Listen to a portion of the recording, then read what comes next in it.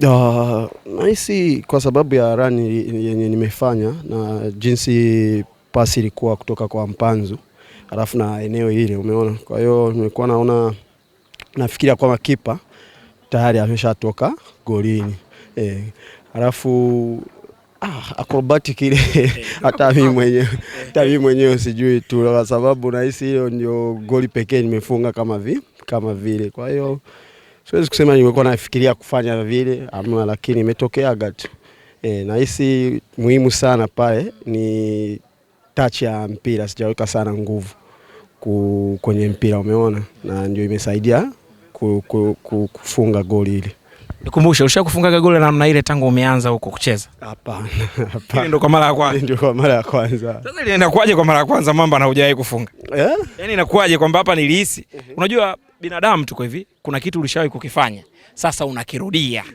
Sasa ile imekuaje kwa mara ya kwanza umekifanya na umepatia? Nice. Ni concentration tu. Concentration tu plus kwa sababu nilijua kwamba kipa tayari ashatoka, ashasogea na kule Zanzibar itokeaga. Nakumbuka nilifanya run kama vile alafu Libasa akanipa pasi. Umeona?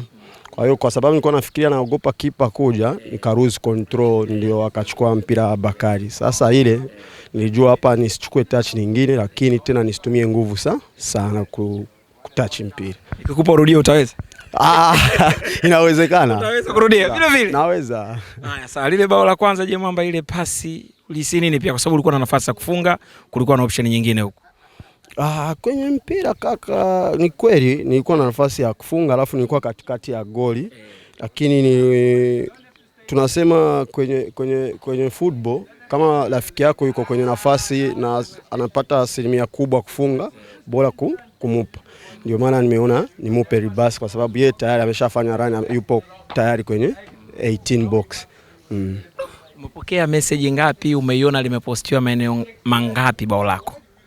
Nimeona wamepost watu wengi na messages zimekuwa nyingi, na nashukuru tu kwamba watu wana appreciate goli kama lile.